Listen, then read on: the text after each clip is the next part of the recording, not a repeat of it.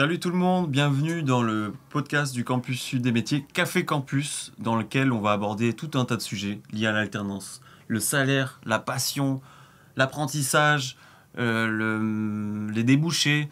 On va aborder cela avec 3 invités que j'ai à mes côtés et qui ont fait le déplacement depuis le Campus Sud des métiers. Mohamed. Bonjour, je m'appelle Mohamed, j'ai 20 ans et je suis en BTS en maintenance automobile. J'ai Zara. Bonjour, c'est Zara, pareil 20 ans et en BTS SP3S dans la filière santé. Et j'ai Benjamin aussi. Bonjour David, je m'appelle Benjamin, j'ai 19 ans et je suis en terminale du bac pro mécanique moto. Pourquoi avoir choisi l'alternance plutôt qu'un métier dans le continu? Est-ce que vous pouvez me donner chacun vos raisons à tour de rôle sur ce choix? Moi, j'ai voulu faire de l'alternance du coup pour avoir un salaire. Après, j'ai entendu beaucoup de gens dire que c'était plus formateur du coup d'être en alternance. C'est ça qui m'a poussée à faire de l'alternance. Et toi, t'as fait combien de temps que t'es au campus en plus? Là, ça fait 6 ans que je suis au campus. D'accord, ok. Et c'est que de l'alternance que tu fais en plus? Ouais, j'ai fait que de l'alternance. Donc c'est ma 6e année d'alternance. Donc beaucoup d'expérience, j'imagine. Oui. Toujours dans la même entreprise en plus? Non, j'ai changé. J'ai été dans la petite enfance, après dans un EHPAD, dans une résidence senior. Enfin, j'ai fait pas mal de choses. Donc t'as fait tous les corps de métier possibles ça. Dans la ce santé, milieu-là. ouais. Ok, donc t'es rodé. Voilà. Ok. Toi, par contre, Benjamin, c'est... Pour moi, l'alternance c'est une question d'argent, certes, il ne faut pas se mentir, mais c'est aussi un investissement. Comparé à quelqu'un qui est juste en cours, on a l'expérience du monde du travail, l'expérience même, on est sur le terrain, on passe une semaine, moi personnellement c'est 1 semaine sur 2, Ok. donc on a vraiment de l'expérience. Et ça c'est un truc que les patrons regardent à la sortie du diplôme, c'est un point positif pour l'embauche. Tu sens que c'est un point positif? Qu'est-ce qui t'a marqué dans une réponse d'un employeur qui t'a pris peut-être en alternance? Il avait confiance parce que tu avais ça sur ton CV? Oui, plus de tâches confiées plus rapidement, un peu plus de confiance, plus d'autonomie au travail. Et j'ai pu comparer mes connaissances rapidement avec quelqu'un qui était juste en bac.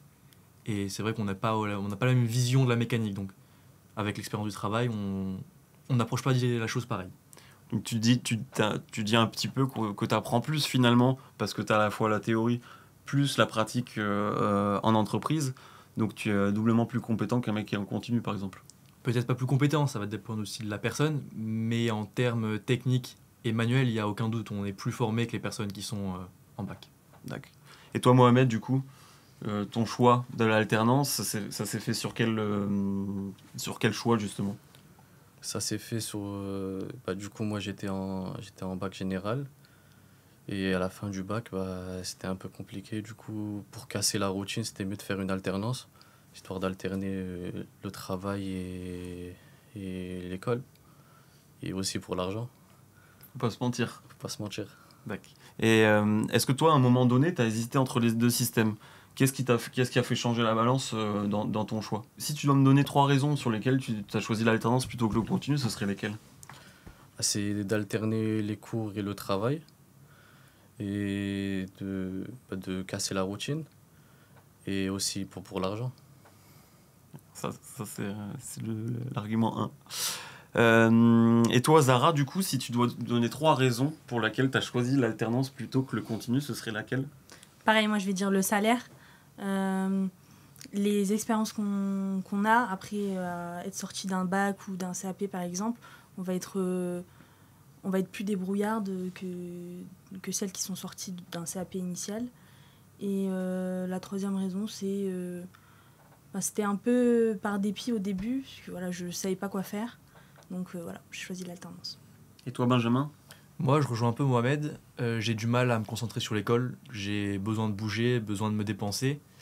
Les cours, c'est pas forcément mon point fort. Donc j'ai pu tester les deux. J'ai d'abord fait de la générale pendant 1 an. J'ai testé la mécanique voiture pendant 1 an aussi en formation continue.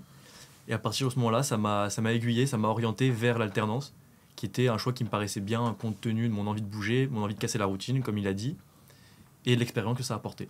Donc si tu dois récapituler en 3 arguments, c'est lesquels? Ça serait les connaissances qu'on a à la sortie, l'aspect financier bien évidemment, et le fait d'avoir une routine qui change, de bouger, d'alterner. C'est pas des périodes trop longues au travail et pas de périodes trop longues à l'école. Et d'ailleurs, t'as hésité avec plusieurs secteurs, tu dis, automobile Effectivement, j'ai arrêté la mécanique voiture en continu en seconde et je me suis posé la question de continuer en alternance la voiture ou de changer de branche.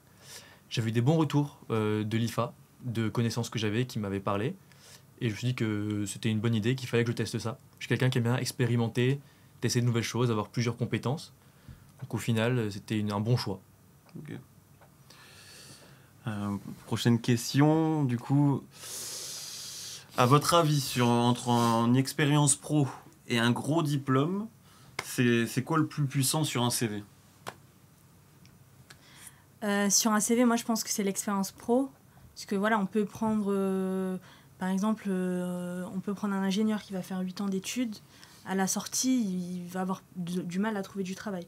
Parce que voilà, il n'a jamais connu le travail. Il est dans un âge où il y a plein de gens qui ont déjà commencé à travailler. Lui, il vient à peine de sortir de ses études. Donc pour moi, c'est l'expérience pro. Et pour toi, Benjamin? Personnellement, c'est un peu plus nuancé. Ça va pas être le même type de compétences, selon moi. Il y a l'expérience du travail, certes, mais il y a aussi des connaissances qu'on n'a pas pu aborder en apprentissage, qui auront été, en études supérieures, abordées, mieux maîtrisées. Donc ça va pas être le même type de profil qui vont sortir et sur les CV. Ça, c'est pour moi, selon moi, ça sera l'employeur ce qu'il recherche, quelqu'un de qualifié, avec bonnes connaissances solides et peut-être un peu moins d'expérience, ou l'inverse. Autre sujet, du coup, est-ce que tu as déjà eu des remarques parce qu'on t'a dit tu fais de l'alternance, du coup c'est un peu dévalorisé par rapport au continu, ou t'as jamais eu ce genre de remarques? Non, franchement, j'ai jamais eu ce genre de remarques. C'est toujours bien. En fait, quand je parle de remarques, c'est plutôt des a priori sur ce secteur-là, des potes à toi peut-être qui osent pas se lancer dans l'alternance parce qu'ils ont des idées genre, par exemple, vous travaillez trop, le rythme il est intenable, on est souvent désorienté, tu vois, c'est peut-être un peu des gens qui préfèrent le confort d'aller à l'école pour pouvoir se lancer plus tard dans le monde du travail, tu vois, c'est un peu ça, quoi. C'est souvent le rythme de vie qui est d'ailleurs mis entre guillemets en reproche, parce que c'est quelque chose qui n'est pas forcément jouable pour des gens qui habitent loin de leur travail, tu sais, donc voilà. Mais après, c'est chacun son rythme de vie. Il y en a qui arrivent à alterner le travail, l'école. Il y en a qui sont plus concentrés sur l'école. C'est chacun comme il veut. Toi, Zara, t'as des copines, toi, qui sont un peu dans ce cas-là, en continu, qui te disent, je sais pas comment tu fais, sérieux, pour supporter le rythme que vous avez, d'aller à l'école. Moi, je préfère être plus plan-plan, tout ça. Oui, j'ai déjà eu des remarques comme, voilà, t'as que 5 semaines de vacances, alors que si tu vas à la fac, t'as toutes les vacances scolaires, t'es pas assez payé pour ce que tu fais. Enfin voilà, j'ai eu plein de remarques où ton diplôme il va pas être reconnu par l'État. Enfin, il y a plein de choses comme ça. Mais tu réponds quoi à ça, en fait? Moi, je réponds que c'est un rythme qui me plaît, que les vacances, voilà, il faut se préparer au monde du travail parce qu'un jour ou l'autre, on va être confronté aux 5 semaines de vacances. T'as bien raison. Et... C'est notre cas. Et voilà, après, chacun prend son rythme. Voilà. Et toi, Benjamin? Moi, c'est plutôt l'inverse. Quand je discute avec, en tout cas, des gens de la branche mécanique, moto et voiture, c'est plutôt de l'envie. Parce que je trouve que quand on joint une branche mécanique, c'est une branche manuelle. Ce sont généralement, je ne fais pas de globalité, c'est généralement des gens qui aiment bouger, qui aiment faire les choses de leurs mains, donc un métier manuel et pas rester assis en cours. Donc généralement, quand je parle de l'alternance, c'est plutôt des trucs qui les attirent, qui leur donnent envie. Et c'est certes peut-être quelques freins, comme notamment peut-être les vacances, et notamment le fait de quitter le confort. Parce que c'est plus dur, c'est le monde du travail, il y a des horaires respectés, c'est plus dur que l'école, certes, mais plutôt des envieux, oui. Donc si on devait synthétiser tout ce que on vient de se dire avec des slogans, vous allez me dire chacun lequel vous correspond le plus. Benjamin, c'est à toi. Moi, comme slogan, je donnerais l'alternance pour se préparer à l'avenir. Toi, Zara, c'est quoi? Pour moi, ça serait formation générale, un max de théorie, 0 salaire.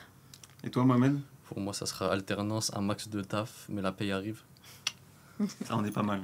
On va parler de l'argent, et parce que soyons honnêtes, en alternance, c'est le levier principal de choix des jeunes pour effectuer ce type de système.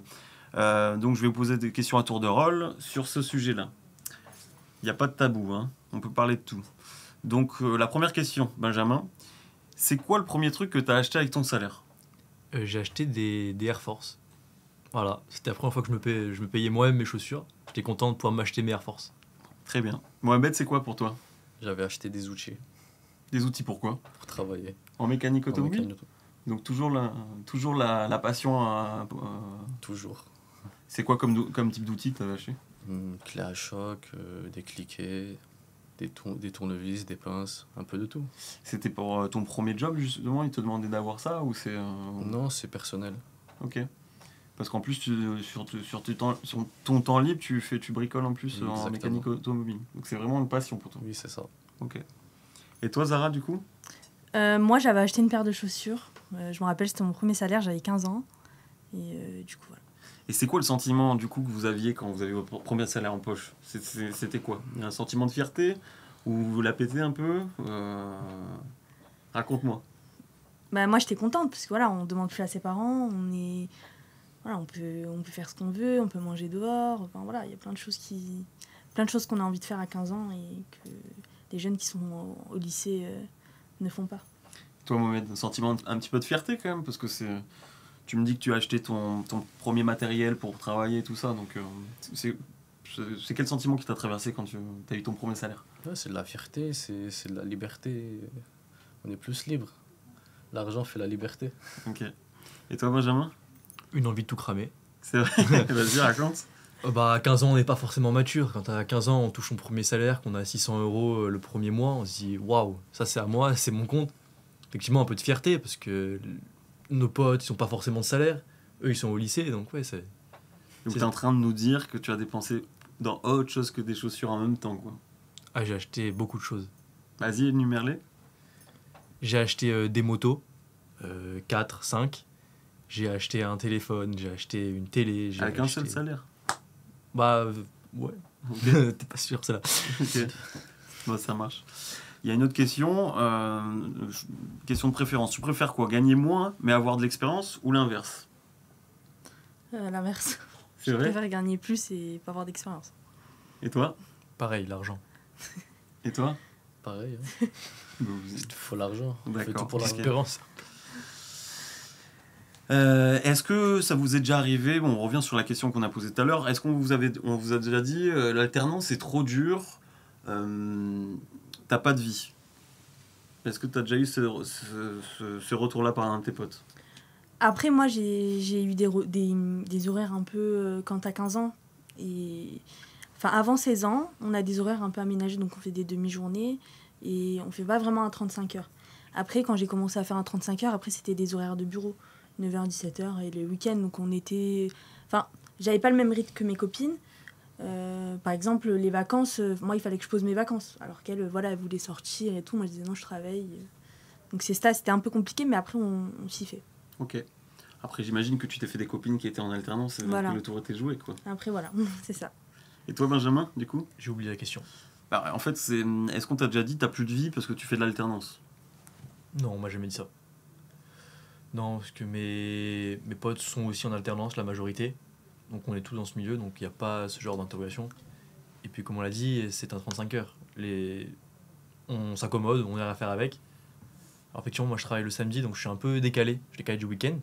Mais au final, on arrive quand même à sortir. Le soir, une fois que le travail est fini, on peut sortir, on est libre. Et comparé aux élèves en général qui ont beaucoup de devoirs, beaucoup de travail personnel à faire, nous on est quand même vachement plus libre et on a beaucoup moins chargé en devoirs, il faut le dire. Donc au final, on a peut-être même plus de temps libre le soir que des personnes en général, par exemple. On sent que t'aimes bien sortir, toi, en boîte de nuit ou quoi, non? Jamais. Non, jamais. Non. Jamais, moi je fais de la mécanique. Et toi, Mohamed, du coup, on t'a déjà dit ça ou pas vraiment? Pas vraiment. Enfin, si, un peu. Mon père, je le voyais un peu moins avec le travail. On rentre, on dort, on est fatigué. Mais sinon, il y a plus de temps libre, quoi. Qu'est-ce que t'as dû aménager pour t'adapter un peu à ce nouveau format, par exemple? Attends. Non, Ouais, mais par exemple, je sais pas, par exemple, en fait, quelles habitudes tu avais peut-être et que tu as changé pour pouvoir te permettre de t'adapter à ton nouveau quotidien, ton nouveau rythme et tout ça. Ouais, J'imagine que tu te lèves plus tôt le matin, du coup, oui, de plus dormir tard, de dormir un peu plus tôt, de se réveiller plus tôt. Ça Ok. change. Ok. Bon, si je devais vous faire une question qui synthétise un peu tout ça, si je devais dire, est-ce que vous avez trouvé l'équilibre ou c'est encore un peu la galère pour vous? Pour toi, Zara? Moi, au bout de 6 ans, bah, voilà, j'ai réussi à trouver mon équilibre. Mais après, au début, c'était un peu compliqué. C'est quoi qui était compliqué? Bah, en fait, on avait quand même des devoirs. Et il fallait qu'on... Enfin, en fait, on a 3 vies. Enfin, on a la vie perso, vie de l'école et vie du travail. Et quand on travaille dans le social, on n'arrête jamais vraiment de travailler. On est toujours en train de... Enfin, on a toujours quelques coups de fil ou quoi, mais ça fait partie du métier, donc voilà, on s'y fait. Et toi, Benjamin? Moi, je pense avoir une bonne capacité d'adaptation. J'ai très facilement trouvé mon rythme, arrivé à gérer, comme elle a dit, les 3, vie perso, vie au travail et vie à l'école. Ça s'est très bien passé pour moi. Alors, il y a quelques petits changements, adaptations dans mon programme, dans mes habitudes, mais ça s'est très bien fait dès le début. Et toi, Mohamed? Pareil, il fallait un peu de temps pour s'adapter, mais sinon ça va. Ok. Si tu devais convaincre quelqu'un de ton âge de se lancer dans l'alternance, c'est quoi le... Tu lui dis quoi sur la question du salaire? Parce qu'on imagine bien que c'est des salaires d'entrée qui sont pas forcément élevés déjà quand tu es en apprentissage. Qu'est-ce que vous leur diriez? Moi, pour des jeunes de mon âge, bon, déjà, passé la majorité, on a un salaire un peu plus élevé. Et le salaire, il dépend de ton expérience et de ton âge. Donc, moi, je lui dirais de commencer, même si au début, c'est pas très haut. Mais après, on peut vite monter, on peut vite avoir un bon salaire.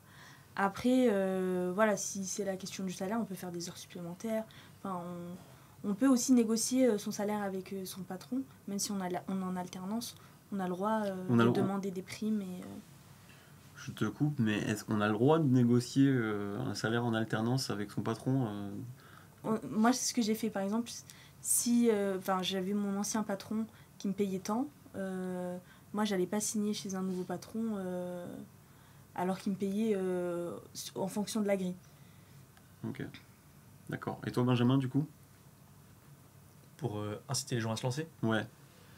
Tu dirais quoi? moi, ce serait que je pense qu'à 18-19 ans, avoir 1000 euros, même ne serait-ce que 1000 euros de salaire, c'est déjà pas mal. Alors, ce n'est pas un SMIC, certes. Il n'y a pas beaucoup de personnes qui doivent vivre sur leurs dépenses à 18 ans. Donc, ne serait-ce que chez 18 000 euros, c'est pas mal, je trouve. Et pour moi, dans l'alternance, il n'y a pas que ce côté financier. Il y a aussi le côté expérience qui, après, donne des débouchés. Parce que certes, c'est un salaire qui est un peu plus petit, mais peut-être plus de facilité à l'embauche après, de meilleures conditions, un salaire plus élevé par la suite. De toute façon, on va y venir sur les opportunités après, mais c'est clair que tu as un argument là. Et toi, Mohamed, du coup, qu'est-ce que tu dirais à quelqu'un qui veut faire de l'alternance sur la question du salaire? Sur la question du salaire, c'est normal qu'au début, c'est pas un gros salaire. On commence en bas de l'échelle comme dans chaque métier. Mais au bout d'un certain temps, le salaire il va augmenter. Et du coup, toi, tu as réussi à négocier ton salaire? Ouais, j'ai réussi à négocier mon salaire. J'ai demandé des primes. Après, ça fait longtemps que je fais de l'alternance, donc il fallait aussi que... Je voulais pas régresser. D'accord, tu avais de l'expérience derrière qui justifiait Voilà. cette demande. D'accord. Ok. Bon, là, je vous fais un test de maturité, on va voir si ça fonctionne. Pardon. Tu voulais ajouter quelque chose? Non, moi je serais en 40 heures, il m'a dit. Allez hop. C'est vrai? Ouais. 40 heures? Ouais. C'est pas trop légal, ça. Les FA, ils ont dit d'accord. C'est vrai? Ouais. Bon, bah tant mieux. Hein. Je payais plus. Bon, bah tant mieux. Tant mieux. Si, j'ai un test de maturité. Là, si on file 1000 balles, direct comme ça en cash, qu'est-ce que vous faites avec? 1000 euros, c'est pas beaucoup. Ah bah voilà. Donc, 1000 c'est déjà euros, pas mal, c'est je le large. donne. Oui, j'accepte. Mais... T'acceptes avec plaisir. Je décline la proposition. Et je sais pas, je les mettrai peut-être de côté. Et toi? Moi, 1000 euros, je vais voir Marc Marquez au Mugello. C'est qui ça? Marc Marquez? Non?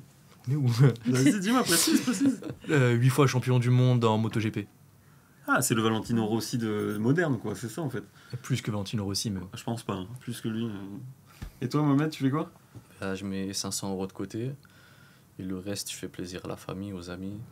Voilà, Ah, c'est sympa, ça. La famille, toujours. Hein. toujours. Pour le round 3, on va parler des débouchés. Et qui a vraiment les meilleures opportunités. Alors, on va enchaîner sur un truc qui fait vraiment flipper les apprenants aujourd'hui. C'est l'avenir.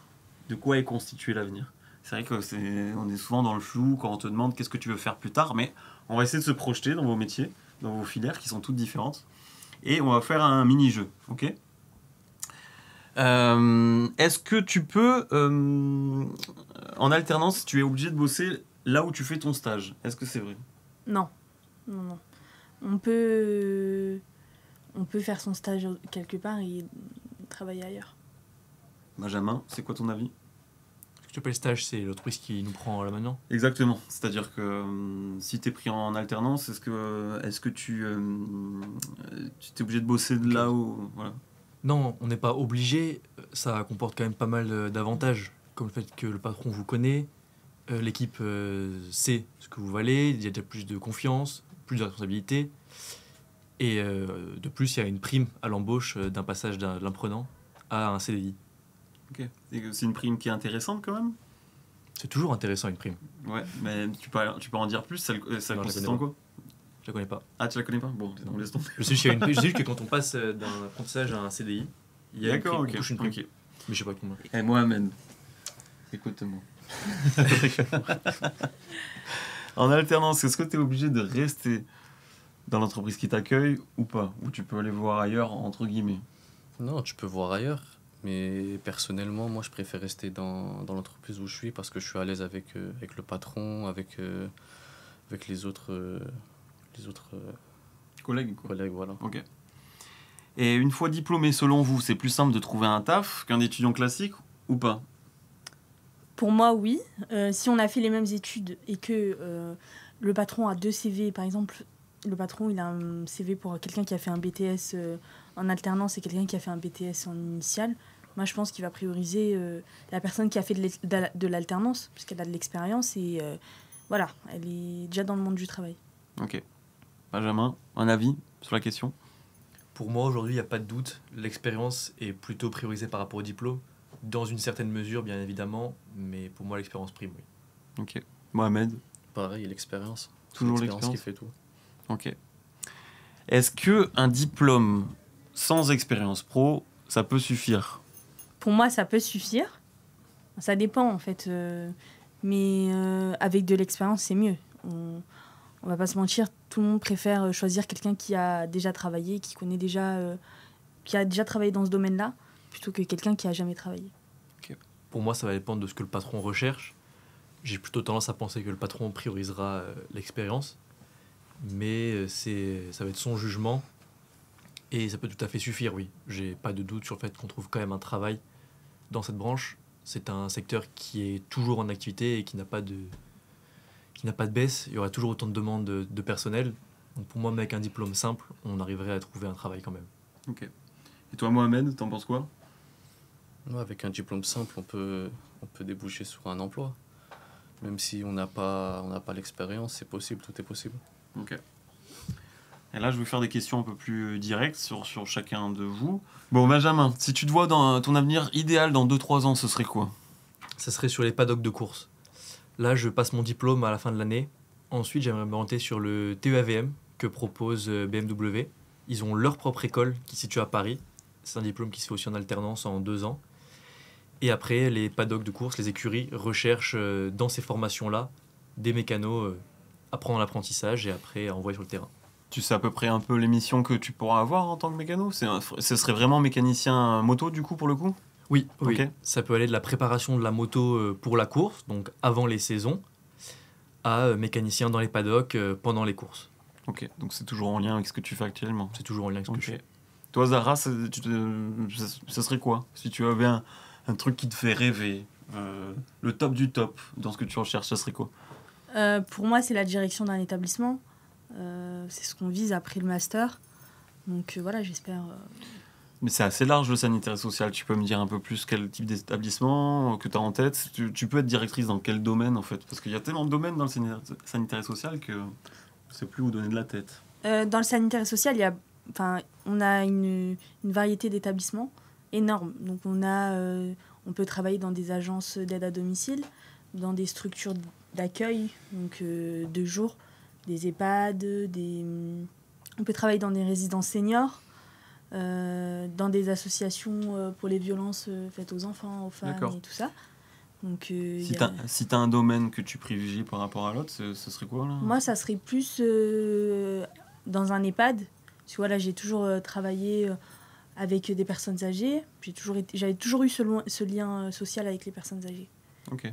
Donc c'est quelque chose que tu veux développer, exploiter C'est ça. Mais sur la Côte d'Azur, on a il y a beaucoup d'établissements Ok. pour les seniors. Donc, ça serait... Donc c'est resté sur la Côte d'Azur, évidemment. Exactement. Tu restes avec nous, quand même. C'est ça. Ok. Et toi, Mohamed, du coup, si tu avais un truc, ce serait lié à la mécanique automobile, ouvrir ton garage, devenir propriétaire d'un garage ou toujours salarié, peut-être. Ouais, c'est ça, dans 2-3 ans, je pense, j'ouvrirai mon garage, j'espère. Dans quel domaine? Il y a un truc qui te fait... Dans la mécanique automobile. Tout ce qui est voiture, la grosse mécanique, la petite mécanique, les pneus, les plaquettes, tout. C'est quoi que tu préfères dans la mécanique? La grosse mécanique, plutôt? Ouais, voilà, plus la grosse mécanique. C'est plus passionnant. Quel type de véhicule, c'est, du coup? Sur de la grosse cylindrée. Bah, donne-moi des exemples. Des M3 compétition, des RS6, des GT63. Ok. Ça te botte, ça. Ça motive. Bon, on se donne rendez-vous dans 3 ans, alors. C'est bon. C'est bon, tu me prépares ma voiture électrique, par contre? Avec plaisir. Bon, ça va, on n'est pas fâché, ok. Bon. La prochaine question, c'est en gros, tu penses que que pensez-vous des possibilités d'embauche de votre filière? Je m'explique. Est-ce que vous pensez que votre domaine va rester toujours d'actualité en ce qui concerne le recrutement, donner sa chance aux jeunes? Est-ce que ça va toujours être attractif, en fait? Zara? Pour moi, oui. Enfin, dans mon secteur, comme je vous ai dit, c'est très large. Il y a plein de choses, il y a plein de filières. Et donc, pour moi, oui. Je pense qu'il y a toujours du travail. Et voilà. Ok. Dans le milieu de la moto, ça embauche? Ça va embaucher encore? Ça embauche toujours autant et ça embauchera toujours. C'est peut-être une filière qui va changer un petit peu avec l'apparition des véhicules électriques, le développement qui va arriver de plus en plus, c'est obligé. Je pense que le métier va changer un petit peu, mais le fond restera le même et il y aura toujours besoin de monde. Tout le monde va continuer à se déplacer et il faudra toujours des gens pour entretenir. Donc pour moi, c'est toujours un secteur qui va continuer à durer et qui cherchera toujours du monde. C'est vrai, quand vous parlez tous les deux d'évolution des métiers, tu peux me donner 2-3 exemples justement d'évolution dans le métier que tu peux avoir? Tu parles de l'électrique, mais est-ce que c'est aussi la technologie que vous utilisez au quotidien qui va changer peut-être? On a effectivement l'électrique qui va arriver et prendre de plus en plus de place. On peut avoir encore quelques technologies qui peuvent arriver. Pour l'instant, en termes d'innovation, on arrive plutôt au bout de ce qu'on sait faire pour l'instant. Donc il ne devrait pas avoir de changements majeurs et de changements complets de la branche. Peut-être des petites évolutions, plus d'électronique de plus en plus qui devraient arriver. Mais c'est des évolutions mineures. Et en termes de technique et d'outils, on est au point, on est au top de ce qu'on a. Ok. Et toi, Mohamed, du coup, si tu dois... la question de base, c'était... est-ce que tu penses que ton domaine va recruter encore dans les années à venir? Et est-ce que ça te fait peur, en fait, l'attractivité de ta filière dans les années à venir? Non, franchement, c'est comme le milieu dans la moto. C'est exactement pareil. L'électronique, l'électrique, ça évolue. Et le matériel qui va avec, ça évolue aussi. Ok. Et du coup, quel est le type de matériel qui évolue, en fait, par exemple? Bah, les outils spéciaux pour les batteries électriques sur les véhicules électriques. Question plus large et fantaisie, on va dire, hein. Un peu de fantaisie. Si on le sait au campus, il y a les 4 filières comme le commerce, le nautisme, l'automobile et la santé. Si vous aviez le choix d'un changement de filière, tu changerais dans laquelle? Moi, je pense que ça serait le commerce parce que c'est celle qui me correspondra le mieux. Et pourquoi, du coup, le commerce? Moi, à la base, j'hésitais entre le commerce et le social quand je suis arrivée à l'inscription à l'IFPS. Et voilà, bon, c'est quelque chose qui me plaît, mais j'ai trouvé ma voie et c'est le social. Bon, tant mieux. Et toi, Benjamin? Moi, ça serait aussi la vente. Ok. Ça serait, si possible, rester dans le même secteur de l'automobile globale, donc voiture, moto, peut-être camion. Rester dans ce secteur-là, mais pourquoi pas en vente, oui. Ok. Et toi, Mohamed? Moi, je vais rester dans le même secteur, mais plus la carrosserie, pour compléter les diplômes. Ok. Mais c'est toujours la même filière, hein. La même filière. Ok, tu veux pas changer de filière? Non, pas Tu vraiment. restes fidèle, ok. Mais justement, comme tu l'évoques, c'est vrai qu'il y a toujours un aspect un peu de vente dans vos métiers, dans les garages et tout ça, automobile ou moto. Est-ce que c'est quelque chose que tu comptes faire évoluer dans les années à venir, ça, ou pas? Moi, mon but dans l'entreprise, c'est d'être complet, Ok. d'arriver autant à gérer la petite mécanique que la recherche de panne, à gérer autant la facturation que l'accueil client. Moi, mon but, c'est de vraiment complet et de savoir faire tous les rôles de l'entreprise. en occuper qu'un seul, mais savoir quand il y a besoin, pouvoir remplacer, pouvoir faire une facturation, pouvoir commander des pièces. Ok. Voilà, mon but c'est d'être complet. Tu sais qu'au campus, on a une filière commerce, du coup. D'accord. Ok. C'est bon à savoir. Plutôt que d'aller à Paris d'abord. Tu vas rester avec nous. Ok. Je rigole, mais tu fais ces formations. Reste ici. Est-ce que tu penses qu'un étudiant en petite enfance, en sanitaire social ou en mécanique automobile ou moto a les mêmes chances à l'embauche? Pour moi, c'est deux secteurs complètement différents. C'est deux secteurs qui recherchent du monde parce qu'il y a toujours besoin de garder des enfants et il y a toujours besoin de réparer des voitures. Mais c'est vrai que c'est plus compliqué de trouver un travail dans la petite enfance. Puisque voilà, il faut vraiment faire confiance à la personne. On travaille avec de l'humain, donc c'est... après, voilà, c'est pas comme une voiture. Voilà, une voiture, c'est du matériel, alors que là, on s'occupe vraiment d'enfants. C'est des personnes vulnérables. Jamais pas l'air content, quoi. Moi aussi, je m'occupe d'enfants. C'est vrai? Des petits 4 cylindres. Ah oui. Et toi, Benjamin, tu question plus large, c'est est-ce que tout le monde a les mêmes chances selon toi ou selon le secteur, en fait? C'est plutôt ça la question, mais... Je sais pas si c'est mieux comparable, en fait. Je pense que dans les deux cas, il y aura toujours besoin. Il y aura toujours des véhicules à réparer et il y aura toujours des enfants, il y aura toujours des personnes âgées, des proches malades. Il y aura toujours deux secteurs qui, à mon avis, continueront longtemps d'embaucher. Ok. Toi, Mohamed, un avis tranché sur la question? Oui, il y aura toujours besoin de quelqu'un qui s'occupe des enfants. Il y aura toujours besoin pour réparer les voitures. Dans les deux cas, on en aura besoin. Ok.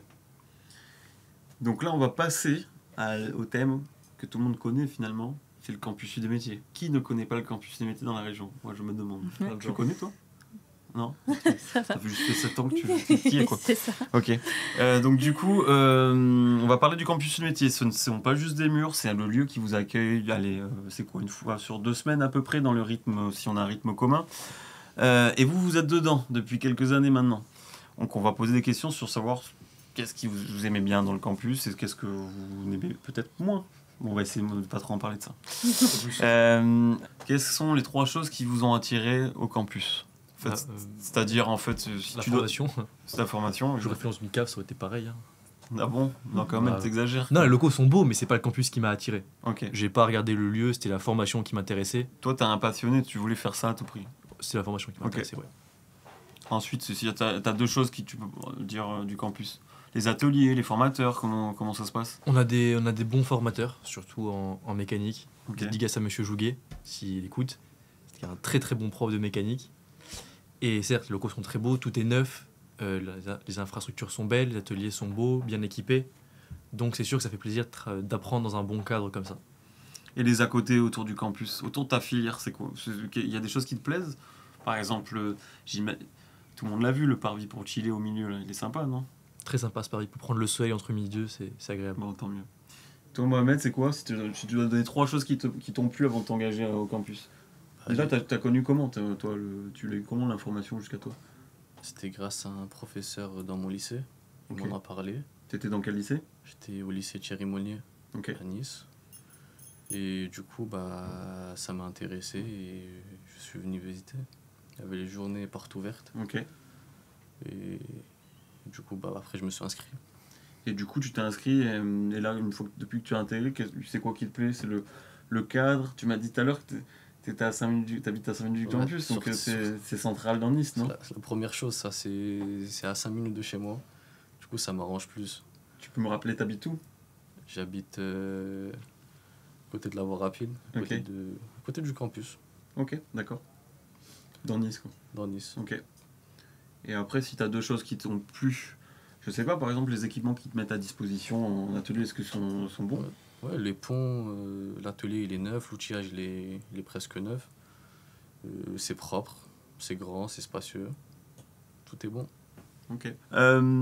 Si je te demandais, on revient sur... c'est quoi ton rêve professionnel? Comme dit précédemment, c'est mécanicien dans les teams de course. Ok. Toi? Moi, ça serait du coup être directrice d'EHPAD ou d'hôpital. Et toi? Moi, ouvrir des garages dans tout le monde. Ok. À ton avis, quels sont les secteurs qui recrutent le plus au campus? Pour moi, c'est la filière automobile, automoto. Voilà, ça se voit. Ok. Toi, Benjamin? Pour moi, c'est effectivement les filières automobiles, parce que, par exemple, des filières moto en alternance, c'est la seule ici entre Menton et Toulon. Ok. Toi, Mohamed? Ouais, c'est ça, c'est les filières mécaniques. Vous êtes sûr de vous, quoi? Et oui, Eh ben oui, c'est la filière automobile. Moto, il n'y a que ça. Et la filière santé suit juste Ouais, de c'est- près parce qu'on Pareil, a, il y en a moins. on a une formation préparateur en pharmacie qui Beaucoup de recrute beaucoup avec de grosses promos. Ça dépend des autres formations aussi. Ok. Cuisine et tout, il y en a plein. Oui, après, c'est vrai qu'il y a des écoles Vente, il y en a partenaires. aussi. C'est vrai. Comme je c'est dis, vrai. automobile, on est D'ailleurs, un au petit seul. jeu, petit quiz. Savez-vous quelle filière il y a en face, justement, dans celui où vous allez jamais? Les ingénieurs. Ouais. Ouais. Il y a la cuisine pour les personnes qui veulent se réorienter, Se réinsérer. se réinsérer. C'est cuisine de mode d'emploi. Et toi, tu sais? Une filière en face? Tu connais pas? Non. Il y a la mode, le luxe, le sport business, L'hôtellerie. Il y a le l'hôtellerie. luxe. Donc en fait, le principe, c'est qu'on propose, nous, des filières qui va du commerce à l'automobile, à la santé, au nautisme. Mais en complément, en fait, on loue les locaux en face. Les locaux sont plutôt partagés en fait, avec des écoles partenaires.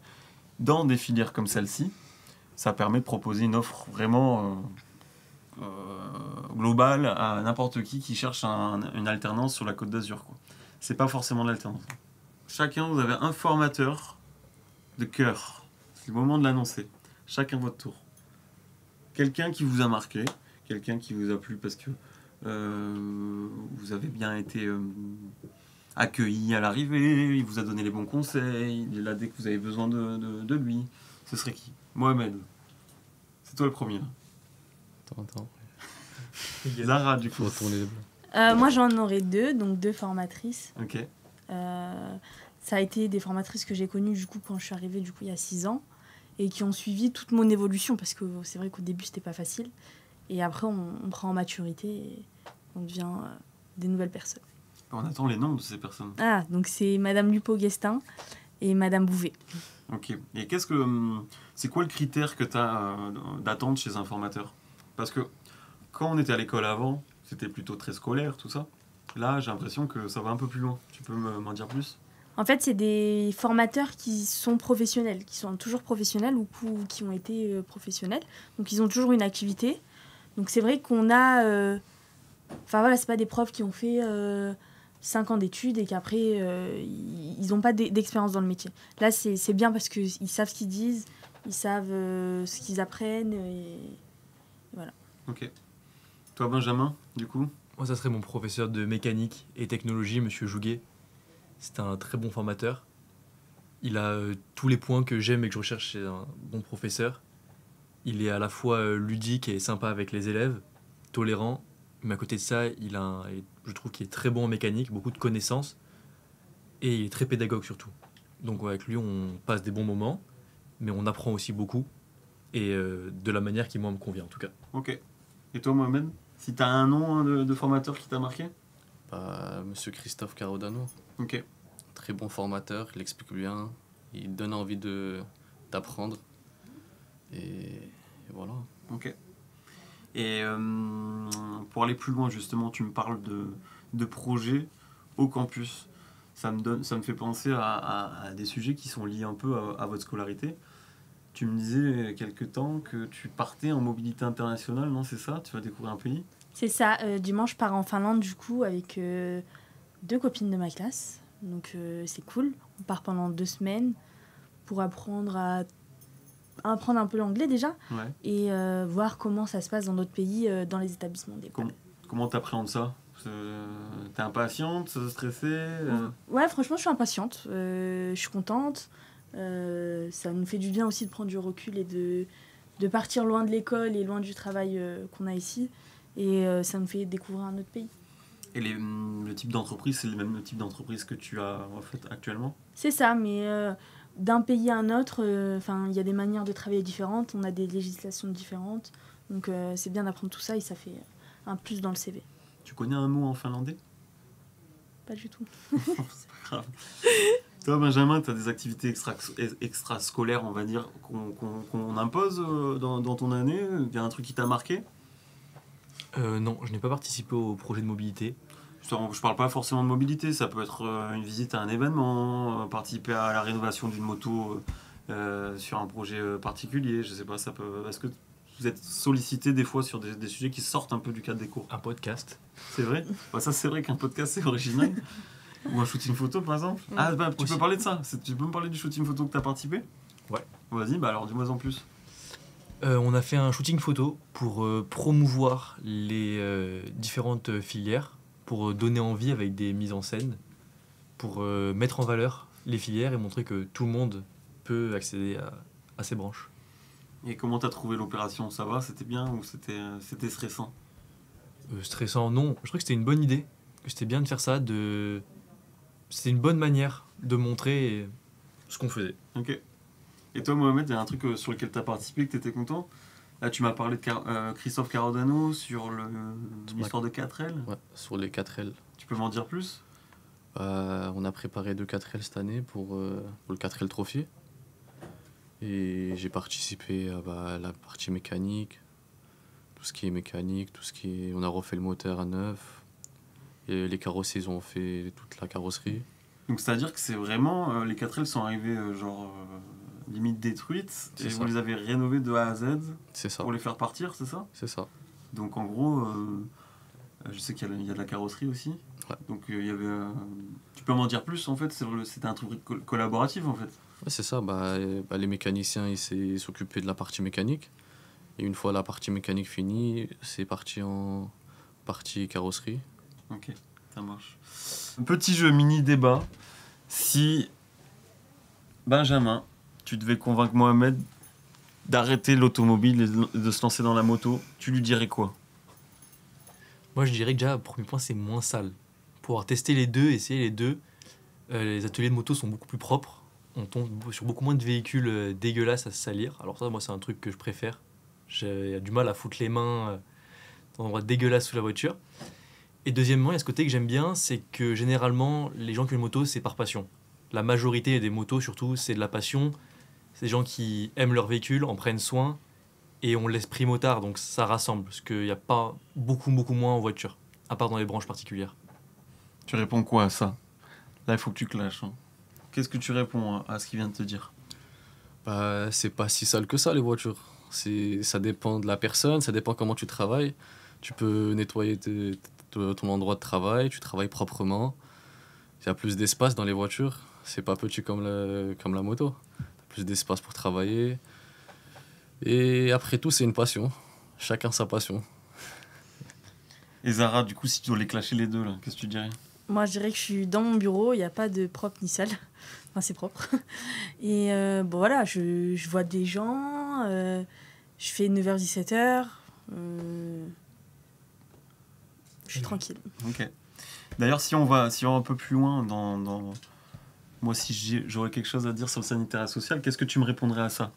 Moi, je pense que le sanitaire social, c'est un domaine qui est assez difficile, touchant, et dont il faut faire preuve d'une sacrée force de caractère. Et c'est peut-être pour ça que ça décourage les gens. Tu réponds quoi à ça? C'est vrai que voilà, on est confronté à la mort, on a des histoires qui sont très touchantes, et on doit garder du coup notre profil professionnel. Mais pour moi, c'est un métier qu'on doit faire avec de la passion. On ne peut pas venir du jour au lendemain et faire du sanitaire et social. C'est trop compliqué. On ne peut pas faire semblant, en fait. Donc, pour moi... Tu dirais que c'est quelque chose qui te passionne ou c'est quelque chose que tu as appris à te passionner pour? Non, c'est-à-dire que tu l'as développé au fil de ta scolarité? Non, c'est quelque chose que j'ai toujours voulu faire. À la base, je voulais être infirmière, donc c'est dans le même domaine. Et voilà, après, les choses ont fait que je me suis retrouvée 6 ans au campus. Mais sinon, voilà, c'est de la passion. D'ailleurs, on va enchaîner avec le thématique passion. Benjamin, est-ce que tu es passionné par ce que tu fais? Et depuis quand ça date, si tu l'es? Je suis pas passionné par la mécanique. Je suis passionné par la moto en elle-même. La mécanique, c'est un plus dans ma passion, c'est un aspect de ma passion. Passion qui me vient de ma famille. La famille de ma mère, on est tous motards depuis 5 générations. Donc j'y suis depuis petit. Ok. Toi, Mohamed aussi, c'est une passion? Oui, c'est une passion. Depuis l'âge de 13 ans, je baigne dans la mécanique avec mon oncle. J'ai toujours travaillé dans ça. Et, et voilà. Si tu avais ton premier souvenir en mécanique automobile, ce serait lequel? C'était mon premier embrayage que j'ai fait. Je l'avais fait à 14 ans. T'étais avec qui? C'était où? Donne un peu de contexte. J'étais chez ma grand-mère, dans son jardin. Il y avait une voiture. C'était la voiture à mon grand-père. Et ça faisait un moment qu'elle roulait pas. Il fallait changer l'embrayage. Et je connaissais rien en mécanique, mais je regardais sur YouTube, je regardais de partout et je l'ai fait tout seul. Ah, bravo. Avec les 2-3 outils que j'avais. Tu vois, ça c'est bien ça. Ouais, c'est bien. Toi, du coup, ton premier souvenir, ce serait quoi? Zara, pardon. Mon premier souvenir, j'ai commencé à travailler en crèche. Ok. Donc voilà, j'avais 15 ans, donc j'étais assez jeune. Mais voilà, j'ai toujours aimé. Tu as commencé en crèche, t'es passé de la petite enfance finalement au Oui. sanitaire et social. Pourquoi ce grand écart là? Il n'y a pas tellement de grand écart, mais je veux dire, il y a un contraste quand même entre les deux domaines. Donc moi, j'ai fait la crèche pour passer mon CAP petite enfance. Après, je suis restée en seconde et en première en école maternelle. Donc, je montais petit à petit. Et après, pour passer mon bac, donc j'ai passé un bac accompagnement soins service à la personne. Il fallait que je valide une partie en gériatrie. Et du coup, c'est de là que je suis tombée un peu amoureuse des personnes âgées, de leur histoire. Donc voilà, j'ai commencé crescendo, c'est ça qui m'a... Ok. Voilà. Qu'est-ce qui te plaît d'être au contact des personnes âgées justement? Si tu devais donner un exemple. Alors moi, à la base, je voulais pas du tout travailler avec les personnes âgées parce que je trouvais ça... Enfin, c'est difficile. C'est pas comme un enfant où on n'aura pas de gêne, mais là, c'est des personnes adultes. Donc, on imagine souvent nos grands-parents et tout ça à leur place. Donc, pour moi, oui, c'est quelque chose qui me plaît, puisque, voilà, ils nous racontent des histoires, on s'attache à eux, ils sont touchants, ils nous font un peu de la peine, donc il y a plein de choses qui font que... Un moment qui t'a marqué, positif, parce que j'imagine que tu en as connu des plus négatifs. Un moment qui te fait sourire quand tu penses à ces personnes-là. Moi, je travaillais en résidence senior et j'avais une personne âgée, une dame, de qui je m'occupais. Et on a créé un vrai lien. Donc, c'était plus que du travail. Bon, même s'il faut pas, on nous dit qu'il faut pas. Mais voilà, on sortait tous les mercredis ensemble pour aller boire un petit café. On avait toujours cette petite routine, elle se souvenait de moi. On se recroisait, on s'appelait. Et c'est vrai qu'on nous dit de ne pas s'attacher, mais c'est impossible quand on travaille avec des personnes vulnérables. Puis en plus, il me semble que tu avais participé à une exposition au campus. C'est ça. Tu peux m'en dire un peu plus? Oui, on a fait une expo photo, du coup, quand j'étais en terminale. On a fait une expo de nos résidents. Donc on a choisi tous, donc on était 6.